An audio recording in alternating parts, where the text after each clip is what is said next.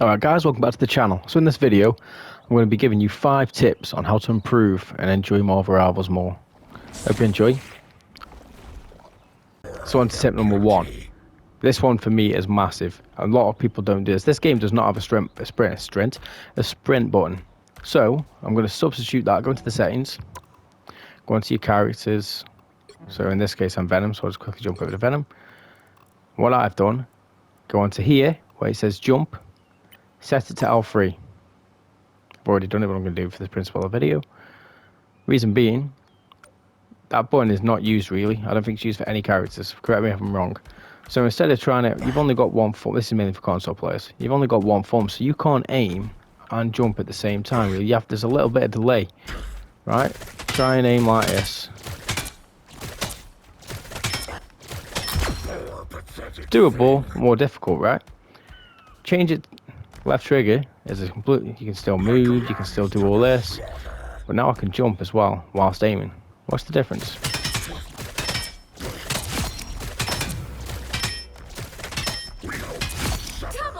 It's much. Give it a go, honestly. It's so much easier. So much easier.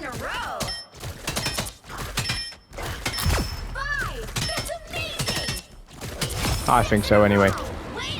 Like I say, give this a try with certain characters. I'll show you another one this is really good with because he's already got a small hitbox with Rocket. Where you at, little dude? Obviously, aiming, jumping, it's possible, but there's that little bit of delay. Now with this button, I can just keep putting pressure on and just hold the bloody jump button and keep smashing it. My finger does not come off the jump button this way. It's so much better. Look, I'm just constantly... He's already annoying to hit. If you've ever tried to shoot Rocket, you would have if you played the game. Trying to shoot Rocket is a pain in the arse because he's so small. And now we can just do this. He's up and down, he's up and down. He's been a pain in the ass. So yeah, definitely go in your settings. This is one thing you should do straight away. Go in your settings, change your jump button to your analog stick. I promise you, once you get used to it, at first, when I first did it, I forget that it's a fit. I forget that I've done it. Because you're so used to having X's jump. Well, like I say, you don't need a sprint button. So why wouldn't you do this? There's no reason not to. Your finger's always on that button, isn't it? You're always moving. So it's just another movement tool that you've got. You're in people's faces, guess what? I'm jumping, I'm dashing, I'm jumping. I'm dashing. Just doing all crazy stuff because Rocket is just a nightmare to hit. So why not make him even harder? If not for all characters, definitely do it on little characters like Rocket. So yeah, that's tip number 1. Alright, so tip number 2. When you pick your character, if you go over to settings, onto combat, you can select characters here. Every single character you can customize the reticle. So with someone like Hala, for example, because she's got hit scan and her projectiles are very, very small. You see how they're tiny? Like, if you've got a big fat circle on there, it's very difficult to hit. Like, not hit, but to judge exactly where it's going to hit. Like, that dot is exactly where she's going to hit. You see that circle on a reloading? That's generally what the reticle looks like, that big fat circle. So if you go over to here, I'll quickly show you what I mean. Have I got it saved? Yes, I have. So if I just go on to default, look at how ugly that is, that big fat circle. It's a bit more difficult to aim. I know where I'm aiming because I've got the circle there, but when things are getting fast, like up there, it's hard to see where the headshot is. You see what I'm saying? But when you go to this, like I said, I've got it preset as Hala. One moment. So if I go back over to dot, 30 width, yeah, there we go. See the dot? I keep 30. You can change it to smaller if you look. You got the width there. You can go down to 13. If you look how tiny that is, personally, like I said, I think 30 is a nice, decent size. When things are getting a bit crazy, you can still see where you're aiming. So with the dot,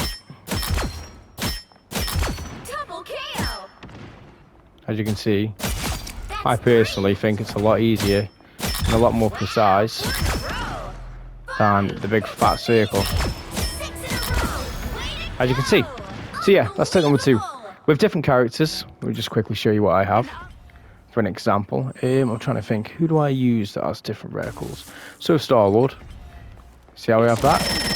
This is a little bit different. I personally think this one feels pretty nice for him. Oh, leave you look. Haven't used him in a while. But yeah.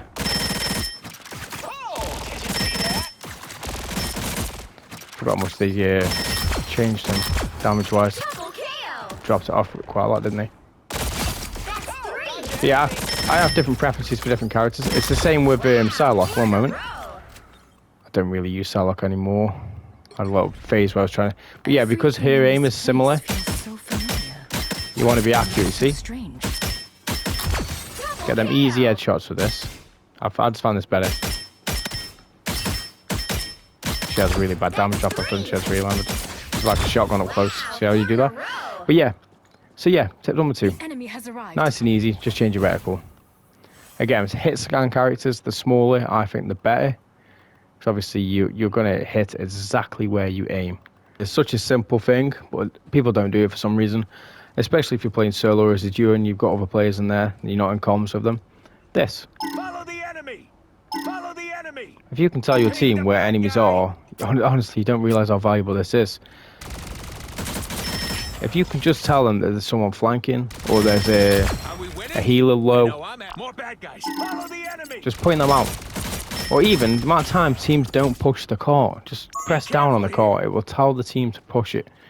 You lose games because the cart's too far behind if the team have ran forward. Or another one is, your team have just died. Instead of waiting and running back out as a team, you get this one person spawns, he's running, yay! The team has still got 4 seconds to spawn. He's running in. Next minute he's dead. He's back in the spawn. Another person's running out. Guess what? He's going to die next because it's a team game and it's one person running at a time. So hold the D-pad, press down, fall back, spam it if needs be. Tell them to stay back. Because it doesn't seem like it'll work, but it does. Trust me. Some people look at it and think, oh shit, I'm running too far ahead. Same thing with like if you're a tank. If you've got a tank like the Thing, who relies on being able to jump back to your team. Get out of here. Dude, you're too far ahead. Come back. Get out of Come here. back. I'm not saying this is always going to work, but for players more aware, they'll look at it and think, okay, yeah, okay, I understand, dude, I'm going too far. And then, like I say, you've got that. Make sure you're marking the enemy. That way you can do call-outs without being in comms, you know? This guy's low. This guy's low. Get him, get him, get him. This guy's low. Get him in the next. There goes the healer. Now get the tank. You know what I mean? That sort of thing. So simple, so basic, highly effective. My next tip is play multiple characters. Reason for this is you'll win more games. If you can play 2 or 3 tanks, whether that be Magneto, who's great at range, got the shield, so people like Punisher, Howler can sit behind him and just absolutely unload damage. Someone like Venom who can dive and cause problems. Same with Thor. DPS, like you say, you got your Howler from range, Iron Man from range, Psylocke a bit closer. If you can play 2 or 3 of each one, different tools sort of thing. And then healers again, very easy to play Cloak and Dagger. Rocket, it's very, very good this season. So two healers, 2 DPS, 2 tanks, and you rotate depending on what's needed. If your team haven't got healers, play healer. I know sometimes you want to play a certain character, but if you personally, I enjoy winning. So if it means picking a healer to win the game, then so be it, right? Obviously, quick play if you want to just learn a character is a bit different. But if you're playing ranked and you want to start winning more, you're going to need to learn multiple characters because most people primarily lock DPS. So if you can play a tank or a rocket, or a healer, then you're absolutely fine because you've got a role that you can do. The last thing you want to be doing is reloading.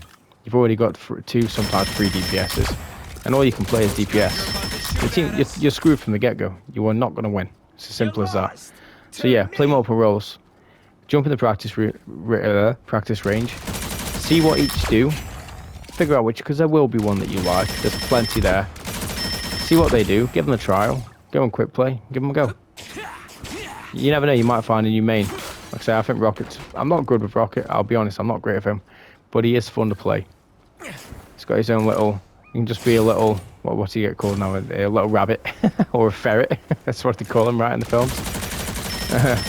And just be annoying. I've seen that there was a guy that did a zero healing rocket, and he was dishing out crazy damage with this guy, man. So it just shows he can do damage. I ain't nowhere near that level with him.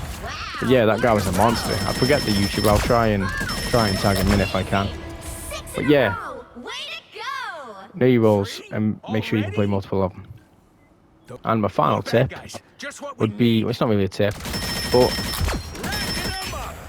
make sure you're enjoying yourself. Obviously, once it's no longer fun, it's a game at the end of the day, mate. If it's not fun anymore, why are you playing it? Turn it off, take a break. We've all been there where we're on a bit of a lost streak. Your shots aren't hitting like they usually do. You're in a bit of a cob because you've had a few losses. You didn't get that kill you should have. You know what I mean? Sometimes it's worth just turning it off. Or jumping out of comp or quick play, whatever it is that's winding you up, and just jump in practice mode. Just have a few shots. Just calm down. You know what I mean? Because once it's not fun anymore, it's a game at the end of the day. Once it's not fun anymore, what's the point? We all do it. We all chase the win. Where you've lost 4, 5, 6 on the bounce, and you're getting wound up, so you're rushing and trying to force a win, and then you're dying again.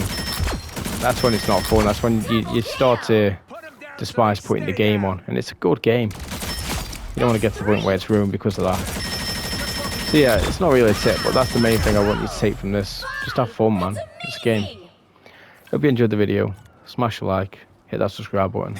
Take care. Goodbye.